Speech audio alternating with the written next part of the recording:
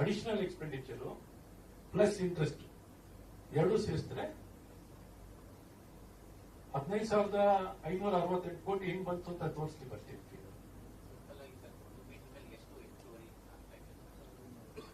ಒಂದು ಹೆಚ್ಚುವರಿ ಬರ್ತಿರುವಂತದ್ದು ನಿಮಗೆ ಒಂದೊಂದು ಮೀಟರ್ ಇಂದಿನ ಸ್ಲೈಡ್ ಹೋಗ್ತದೆ ನೋಡಿ ಸರ್. ಒಂದೊಂದು ಮೀಟರ್ಗೆ ಡಿಫರೆನ್ಸ್ ಅಮೌಂಟ್ ಬರ್ತಿರೋದು ಬೇರೆ ರಾಜ್ಯಕ್ಕೂ ನಮ್ದು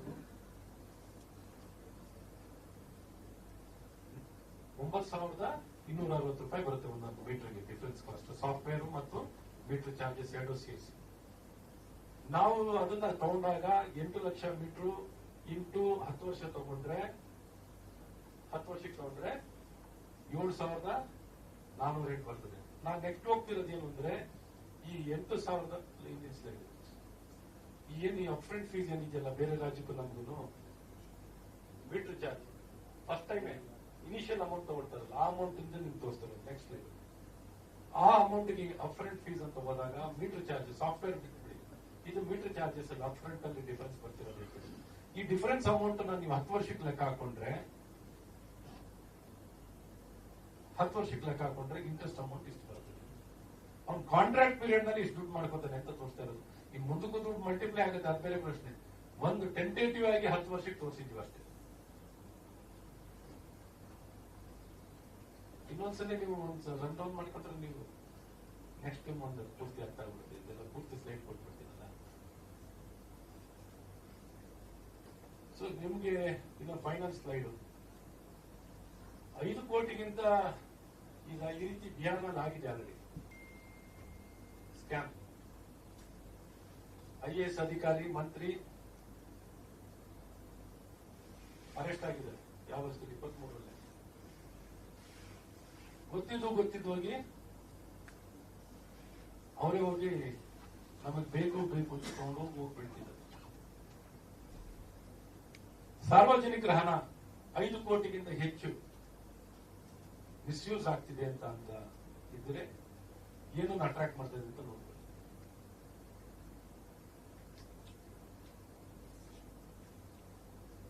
ಸೊ ಇಷ್ಟು ಅಂಶಗಳನ್ನ ಸ್ಲೈಡ್ ಅಲ್ಲಿ ಹೇಳ್ತಾ ಇದ್ದೀನಿ. ಮಿಕ್ಕಿದ್ದು ಬಂದು ನಾನು ಕೇಳೋದಕ್ಕಿಂಗೆಲ್ಲ ಏನಾದ್ರು ಎಕ್ಸ್ಪ್ಲೇನ್ ಮಾಡಿದ್ದೀನಿ.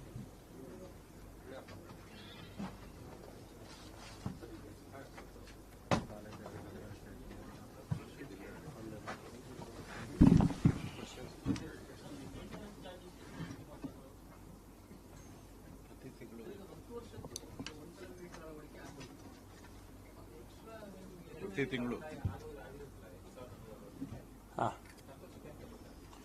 ಅದು ತಿಂಗಳು ಈ EMI advance metering infrastructure service provider ಅಂತ ಇರ್ತಾರೆ ಸಾಫ್ಟ್ವೇರ್. ಆ ಸಾಫ್ಟ್ವೇರ್ಗೆ ಎರಡು ಕಾಸ್ಟ್ ಇದೆ ಇದರಲ್ಲಿ. ಒಂದು ಸ್ಮಾರ್ಟ್ ಮೀಟರ್ ಕಾಸ್ಟ್, ಒಂದು ಎರಡನೇ ಕಾಸ್ಟ್, 3 ಕಾಸ್ಟ್ ಇದೆ ಇಲ್ಲಿ ಹೇಳ್ತೀನಿ. ಒಂದು ಸ್ಮಾರ್ಟ್ ಮೀಟರ್ ಕಾಸ್ಟ್, ಎರಡನೇದು ಸಾಫ್ಟ್ವೇರ್ ಕಾಸ್ಟ್. ಈ ಸ್ಮಾರ್ಟ್ ಮೀಟರ್ ರನ್ ಆಗ್ಲಿಕ್ಕೆ ಸಾಫ್ಟ್ವೇರ್ ಬೇಕಾಗುತ್ತೆ, ಸಿಮ್ ಬೇಕಾಗುತ್ತೆ, ಅದಕ್ಕೆ ರನ್ ಮಾಡಲಿಕ್ಕೆ ಸಾಫ್ಟ್ವೇರ್ ಬೇಕಾಗುತ್ತೆ. ಅದಕ್ಕೆ ಎರಡನೇ ಕಾಸ್ಟ್. ಅವ್ರು ತೋರಿಸ್ಕೊಂಡಿರೋ ಪ್ರಕಾರ 10 ವರ್ಷಕ್ಕೆ ಒಂದು 15,000 ರೂಪಾಯಿ ಆಗುತ್ತೆ. ಸಿಂಗಲ್ ಫೇಸ್ಗಾದ್ರೆ 9,000 ರೂಪಾಯಿ ಆಗುತ್ತೆ, 15,000 ರೂಪಾಯಿ ಆಗುತ್ತೆ ಎಲ್ಲ ತೋರಿಸ್ಕೊಂಡಿದ್ರೆ. ಸಿಂಗಲ್ ಫೇಸ್ 9,000, 3 ಫೇಸ್ಗಾದ್ರೆ 15,000 ರೂಪಾಯಿ ಸಾಫ್ಟ್ವೇರ್ಗೆ 10 ವರ್ಷಕ್ಕೆ ಆಗುವಂತ ಕಾಸ್ಟ್ ಅಂತ ತೋರಿಸ್ಕೊಂಡಿದ್ದಾರೆ. ಮೀಟರ್ ಕಾಸ್ಟ್ ಒಂದು. ಇನ್ನೊಂದು ಮೂರನೇದು ಔಟ್ಲೆಟ್ ಮತ್ತು ಸಿಬ್ಬಂದಿಗಳ ಸಂಬಳ. ಒಂದೊಂದು ಮೀಟರ್ಗೆ 400 ರೂಪಾಯಿ ಖರ್ಚಾಗುತ್ತೆ. ಏನು ಅದೇ ವಿಶೇಷ ನೋಡ್ರಿ, ಏನೂ ಬಂಡವಾಳ ಆಗದೆ ಈ ಮೀಟರ್ ಸ್ಮಾರ್ಟ್ ಮೀಟರ್ ಮಾರುವಂತ ಸ್ಥಳಗಳಿಗೆ, ಅಂಗಡಿಗಳಿಗೆ ನೆಲ ಬಾಡಿಗೆ ಎಷ್ಟು ಗೊತ್ತಾ? 125 ರೂಪಾಯಿ ಅಡಿಗೆ per square foot rent. BESCOM ಇಂದ ಕೊಡೋದು ರೆಂಟ್ ಎಷ್ಟು ಗೊತ್ತಾ? 125 ರೂಪಾಯಿ. ಬೆಂಗಳೂರು ಹೊರವಲಯದಲ್ಲಿ ಅಂದ್ರೆ ಬೆಂಗಳೂರು ಬಿಟ್ಟು ಬೆಸ್ಕಾಂ ಏರಿಯಾ ಬಿಟ್ಟು 70 ರೂಪಾಯಿ. ಸಿಬ್ಬಂದಿಗಳ ಸಂಬಳ ಅಲ್ಲಿ ಕೂತ್ಕೊಂಡು ಔಟ್ಲೆಟ್ ಅಲ್ಲಿ ನಿಂತ್ಕೊಂಡು ಕೂರ್ತಾರಲ್ಲ, ಅವ್ರಿಗೆ ಸಂಬಳ 55,000 ರೂಪಾಯಿ ಮತ್ತು 45,000 ರೂಪಾಯಿ. ಇದೇ ಒಟ್ಟು 240 ಕೋಟಿ ಬರುತ್ತೆ. ಒಟ್ಟು ಒಂದೊಂದು ಮೀಟರ್ಗೆ ಕಾಸ್ಟ್ 400 ರೂಪಾಯಿ ಬರ್ತಾ ಇದೆ. 400 ರೂಪೀಸ್. ಇತಿಹಾಸದಲ್ಲಿ ಎಲ್ಲರೂ ಹಿಂಗ್ ನೋಡಿದ್ದೀರಾ? 1 ರೂಪಾಯಿ ದುಡ್ಡು ಹಾಕ್ತೇನೆ, ಮತ್ತೆ ಇಲ್ಲಿ ಬೇಕಾಗಿರೋ EMD ಎಷ್ಟು ಗೊತ್ತಾ? ಒಟ್ಟು ಈ ಗಾತ್ರದ EMD ಲೆಕ್ಕ ಹಾಕೊಂಡ್ರೆ 1% ಅಂತ ಲೆಕ್ಕ ಹಾಕೊಂಡ್ರು, ಬರೀ ಬೆಸ್ಕಾಂದೇ ತಗೊಂಡು ನಾವು ಲೆಕ್ಕ ಹಾಕೊಂಡ್ರು 60 ಕೋಟಿ ಬರೀ EMD ಕೊಡಬೇಕು. ಪರ್ಫಾರ್ಮೆನ್ಸ್ ಗ್ಯಾರಂಟಿ ಎಷ್ಟು ಕೊಡ್ಬೇಕು ಗೊತ್ತಾ? 250 ಕೋಟಿ ಕೊಡಬೇಕು. 5% of the tender value. Eligibility ಎಲ್ಲ ಒಂದು ನೋಡಿ, ಇದನ್ನೆಲ್ಲ ಅಷ್ಟನ್ನು ಕಡಿಮೆ ಹಾಕೊಂಡು tender value, first of all tender ನಲ್ಲಿ ಟೆಂಡರ್ ವ್ಯಾಲ್ಯೂಗಳನ್ನೇ ಮೆನ್ಷನ್ ಮಾಡಿಲ್ಲ. ಅದು ಬರೀ 107 ಕೋಟಿಗೆ ಮಾತ್ರ ಸೀಮಿತ ಮಾಡಿಬಿಟ್ಟಿದ್ದಾರೆ. ಆನ್ಯುವಲ್ ಟರ್ನ್ ಓವರ್ ಎಷ್ಟಿರಬೇಕು? 107 ಕೋಟಿ.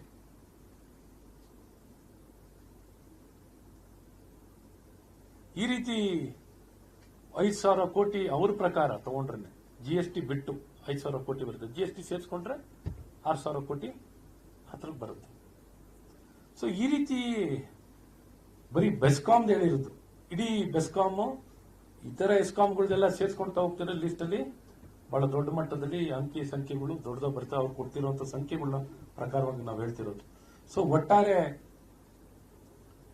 ಇಲ್ಲೇನೊಂದು ಸಂಪೂರ್ಣವಾಗಿ KTTP ಆಕ್ಟ್ ಬಹಳ ಸ್ಪಷ್ಟವಾಗಿ ಹೇಳಬೇಕು ಅಂದ್ರೆ, KTTP ಆಕ್ಟ್ ಅನ್ನ ಎಲ್ಲಾ ಹಂತದಲ್ಲೂ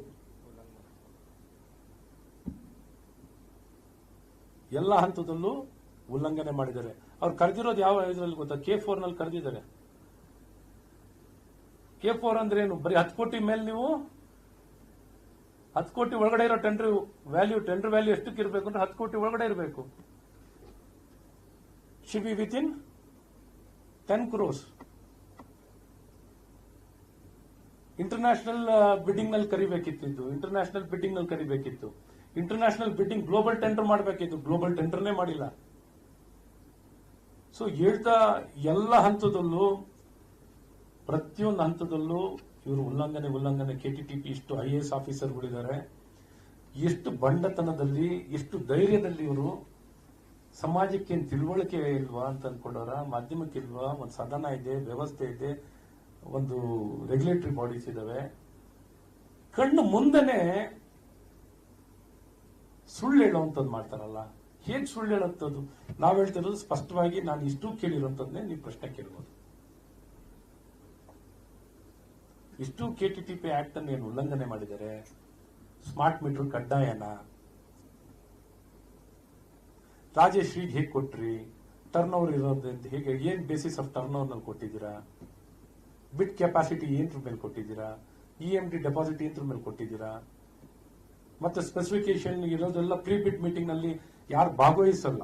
ಪ್ರೀ ಬಿಡ್ ನಲ್ಲಿ ಹೇಗೆ ನೋಡ್ಕೋತಾರೆ ಅಂದ್ರೆ, ಇವ್ರನ್ನ ಎಲಿಜಿಬಿಲಿಟಿ ಬರ್ದಿದ್ದಾಗ ನೋಡ್ಕೋತಾರೆ. ಯಾರನ್ನ? ತಯಾರಕರನ್ನೇ ಈ ಬಿಡ್ ಅಲ್ಲಿ ಭಾಗವಹಿಸಿದಂಗೆ ನೋಡ್ಕೋತಾರೆ. ಕಂಬ ಮಾರವನಿಗೆ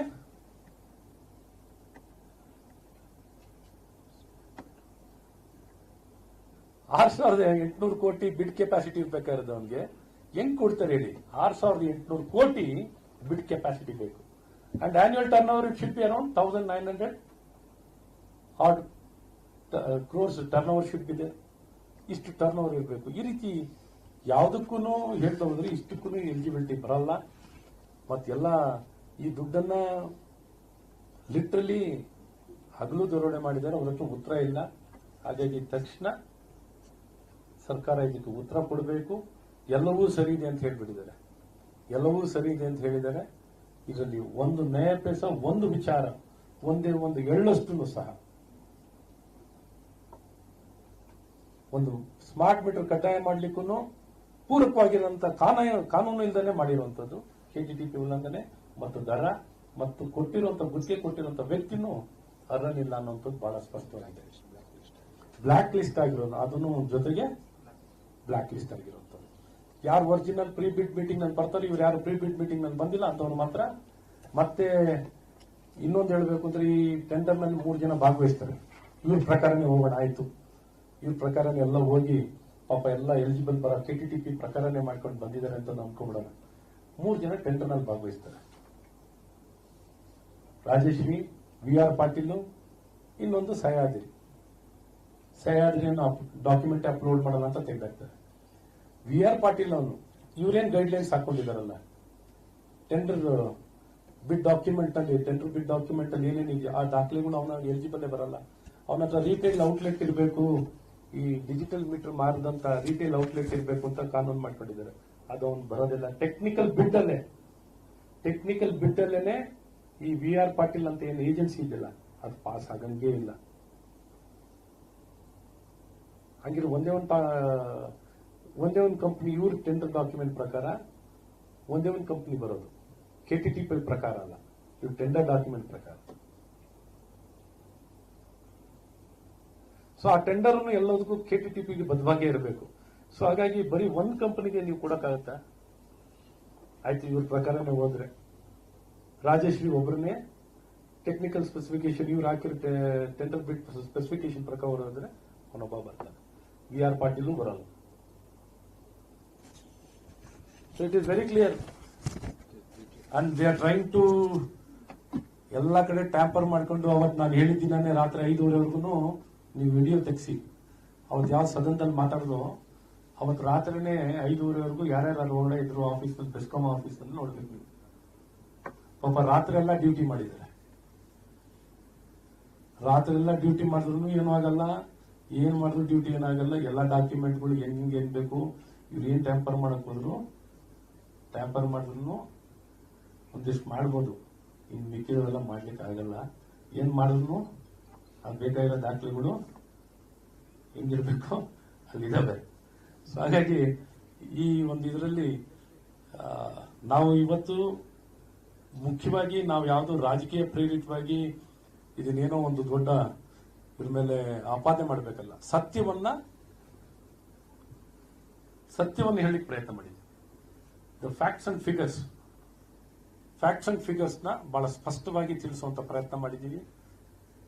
ಸರ್ಕಾರ ಎಚ್ಚೆತ್ತುಕೊಂಡು ತಕ್ಷಣ ಕ್ರಮ ವಹಿಸುವಂತದ್ದು ಮಾಡಿ. ಕ್ರಮ ವಹಿಸಲಿಲ್ಲ ಅಂದ್ರೆ ಮುಂದಿನ ಹೆಜ್ಜೆ ಏನು ಅಂತ ನಾವು ಹೇಗೆ ಹೀಟ್ ಕೊಡಬಹುದು ಅನ್ನೋಂಥದ್ದನ್ನ ಇದುವರೆಗೂ ಹೀಟ್ ಅನ್ನೋಂಥದ್ದನ್ನ ನೋಡಿರಲ್ಲ. ಬಹಳ ಪ್ರಿಸೈಸ್ ಆಗಿ will take it to the logical ಹೇಳ್ತೀವಿ. ನೆಕ್ಸ್ಟ್ ನಿಮ್ಗೆ ಹೇಳ್ತೀವಿ ಏನು ಅಂತ. ಈಗ ಫಸ್ಟ್ ಇಮಿಡಿಯೇಟ್ ಆಗಿ ಇಷ್ಟು ಹಗಲು ದೊರಡೆ ಆಗ್ತಿರುವಂತದನ್ನ ಸರಿಪಡಿಸಿ ಇಮಿಡಿಯೇಟ್ ಆಗಿ ಇಷ್ಟು ಕಾಂಟ್ರಾಕ್ಟ್ ಅನ್ನ ಕ್ಯಾನ್ಸಲ್ ಮಾಡಬೇಕು. ಕಾನೂನುಬದ್ಧವಾಗಿ ಕ್ರಮವಾಗಿ ಮಾಡಲಿ. ಕಾನೂನುಬದ್ಧವಾಗಿ ಫಸ್ಟ್ ಇಡೀ ರಾಜ್ಯದಲ್ಲಿ ಎಲ್ಲರಿಗೂ ಕಾನೂನುಬದ್ಧವಾಗಿ ಮಾಡುವಂಥದ್ದು ಮಾಡಲಿ, ತಕ್ಷಣ ಕ್ರಮ ವಹಿಸಲಿ ಅಂತ ಹೇಳ್ತೀವಿ.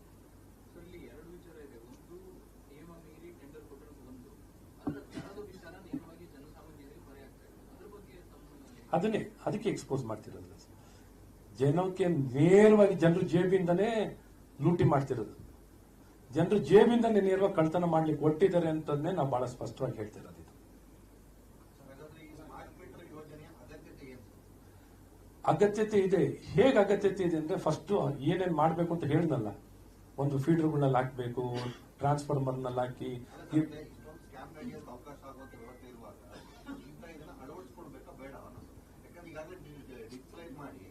ಅಲ್ಲ. ಈಗ ನಾವು ಹೇಳೋದು ಯಾವ ದರದಲ್ಲಿ ಅಳವಡಿಸ್ಕೋಬೇಕಿತ್ತು, ಯಾವ ಕಾನೂನಲ್ಲಿ ಅಳವಡಿಸ್ಕೋಬೇಕಿತ್ತು, ಇಡೀ ವ್ಯವಸ್ಥೆಯಲ್ಲಿ ಪ್ರಥಮವಾಗಿ ಇರೋರಿಗೆಲ್ಲ ಮಾಡಿಸ್ಬೇಕು ವಿತೌಟ್ ಕಾಸ್ಟ್.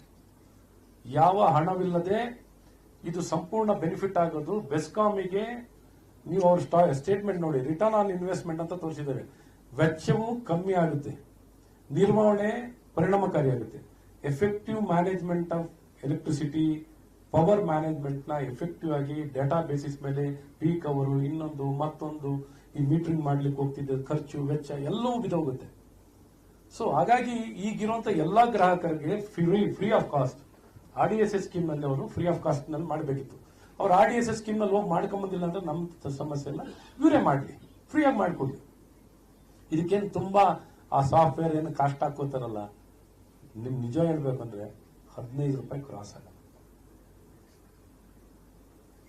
ಮೀಟರ್ ಕಾಸ್ಟ್ ನಮ್ಮ ವಿಶ್ವನಾಥ್ ಅವ್ರು ಹೇಳ್ತಿದ್ರು, ಅವತ್ತು ಚಾಲೆಂಜ್ ಮಾಡ್ಬಿಟ್ರು ಫ್ಲೋರ್ ಆಫ್ ದ ಹೌಸ್ ನಲ್ಲಿ 900 ರೂಪಾಯಿ ಕ್ರಾಸ್ ಆಗಲ್ಲ. ಸೊ ಹಾಗಾಗಿ ಮೀಟರ್ ಕಾಸ್ಟ್ ಆಗಲಿ ಸಾಫ್ಟ್ವೇರ್ ಆಗಲಿ ಲೆಕ್ಕ ಹಾಕೊಂಡಾಗ ಮಾಡ್ಲಿ ಎಲ್ಲರಿಗೂ. ಫಸ್ಟ್ ಯಾವ ಹಣವನ್ನ ತಗೊಳ್ದೆ ಇದು ಎಸ್ಕಾಮ್ಸ್ಗಳಿಗೆ ಅನುಕೂಲ ಆಗುವಂಥದ್ದು. ಯಾಕಂದ್ರೆ ಟ್ರಾನ್ಸ್ಮಿಷನ್ ಲಾಸ್ ಈಗ ಎಷ್ಟಾಗ್ತಿದೆ, ಅಕೌಂಟಬಿಲಿಟಿನೇ ಇಲ್ಲ. ಅಕೌಂಟಬಿಲಿಟಿ ಬರಬೇಕು. ಸೊ ಎಲ್ಲ ಸೋರಿಕೆನ ತಡೆಯೋದ್ ಬದಲು ಇವ್ರು ಸೋರಿಕೆನೆ ತಡಿಲಿಕ್ಕೆ ಪ್ರಯತ್ನ ಮಾಡಿದ್ದೇನೆ ಸುಮ್ಮನೆ ವ್ಯಾಪಾರ ಮಾಡ್ಕೊತಿದ್ದಾರೆ.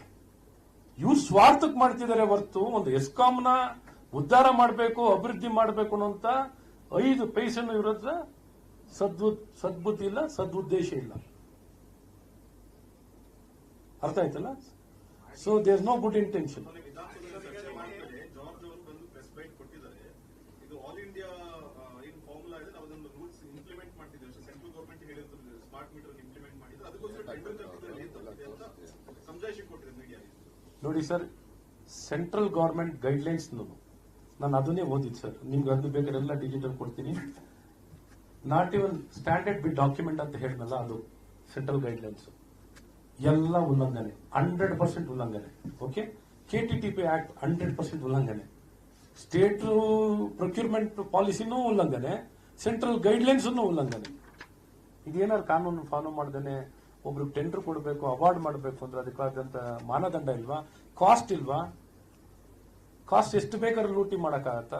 ಸ್ಟ್ರೈಟ್ ಅವೇ ಈ ರೀತಿ ನಾನು ಹೇಳಿದಲ್ಲ, ಬೇಸಿಕ್ ಕಾಸ್ಟ್ ಬಿಟ್ಟು 15,000 ಕೋಟಿ ಮೇಲೆ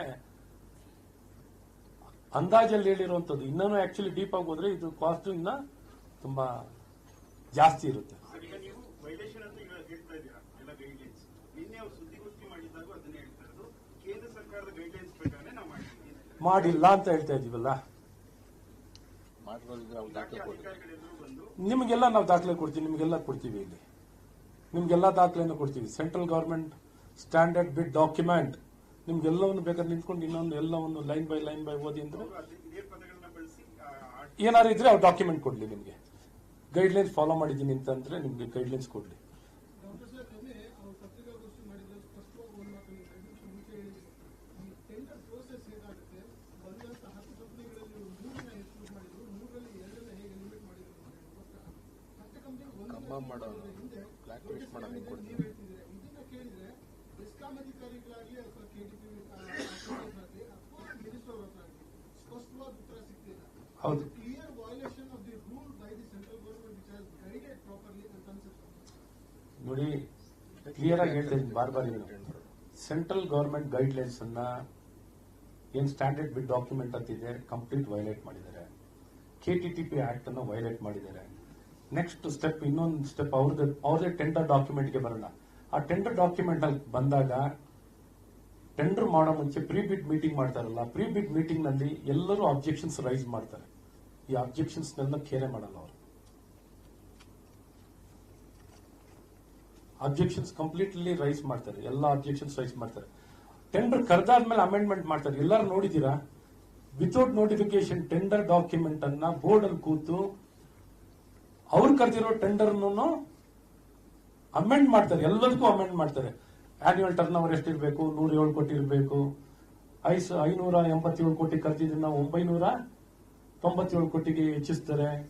ಈ ರೀತಿ ಒಂದೊಂದರಲ್ಲೂ ರಿಲ್ಯಾಕ್ಸೇಷನ್ ಅವ್ರು ಬೇಕಾದಂಗೆ ಗೈಡ್ಲೈನ್ಸ್ಗಳನ್ನ ಟೆಂಡರ್ ಡಾಕ್ಯುಮೆಂಟ್ ನಲ್ಲಿ ಬದಲಾಯಿಸ್ಕೊಂಡು ಬರ್ತಾರೆ. Without notification, without provision notify ಮಾಡಿ, ತಿರ್ಗಾ ಬೋರ್ಡ್ ಮೀಟಿಂಗ್ ಕರೆದು ರೀನೋಟಿಫೈ ಮಾಡಿ ಎಲ್ಲ ಮಾಡಬೇಕು.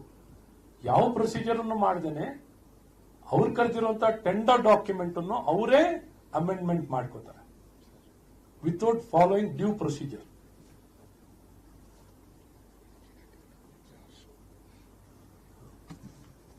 ಇದು ನಮ್ಮ ಸ್ನೇಹಿತರು ಹೇಳಿದ್ರು, ಇಟ್ ಇಸ್ ನಾಟ್ ಕೆಟಿಟಿಪಿ ಆಕ್ಟ್, ಇದು ಜಿಟಿಟಿಪಿ ಆಕ್ಟ್ ಆಗಿದೆ ಅಂತ. ಜಾರ್ಜ್